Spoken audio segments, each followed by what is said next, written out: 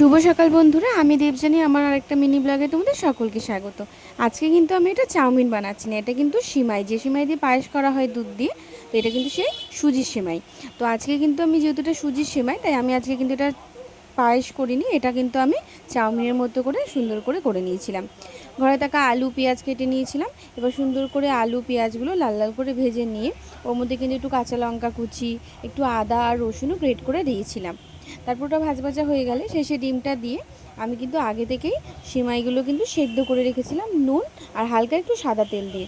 এতে কি হয়, সেমাইগুলো ঝরঝরে থাকে। এদিকে আমার চাও হয়ে গেছে, আর এদিকে কিন্তু আমি সুন্দর করে সেমাইগুলোর মধ্যে দিয়ে অল্প একটু টমেটো সস, গোলমরিচের গুঁড়ো আর স্বাদ মতো আর একটু নুন দিয়ে ভালো করে কিন্তু লাল লাল করে ভেজে নেবো। একটু সময় নিয়ে ভাজলে এটা কিন্তু লেগে লেগে যায় না, খুব ঝরঝরে থাকে। তো এদিকে কিন্তু আমার সেমাই চাউমিন রেডি। খেতেও কিন্তু খুবই সুন্দর হয়েছিল, ফার্স্ট টাইম ট্রাই করেছিলাম।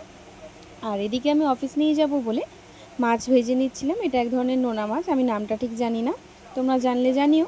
তারপরে কিন্তু এটা আমি পেঁয়াজ টমেটো দিয়ে ঝাল করব বলে পেঁয়াজ টমেটোটা ভেজে নিয়ে তার মধ্যে ওর মধ্যে অল্প করে নুন, হলুদ, লঙ্কার গুঁড়ো, জিরের গুঁড়ো, যা যা মশলা তোমরা দেবে পছন্দ মতো দিতে পারো, দিয়ে আমি কিন্তু অল্প একটু জল দিয়ে প্রথমে সাঁতলে নিয়ে তারপরে কিন্তু যেই ফুটে উঠেছে ওর মধ্যে ভাজা মাছগুলো আগে থেকে দিয়ে দিলাম। আমি কিন্তু মাছ একটু কড়া করেই ভাজি, কারণ নরম নরম করে ভাজলে ওটা থেকে একটা আলাদা রকম গন্ধ বার হয়, তাই আমি একটু কড়া করেই মাছগুলো ভেজে নিই। এদিকে শেষে কিন্তু ধনেপাতা ছড়িয়ে মাছ কিন্তু আমি নামিয়ে নিয়েছিলাম। খেতে কিন্তু খুবই সুন্দর হয়েছিল, ঝাল ঝাল। আর তারপরে দিয়ে দিয়েছিলাম গরম গরম চা। তো এইভাবেই কিন্তু সকালটা শেষ করেছিলাম।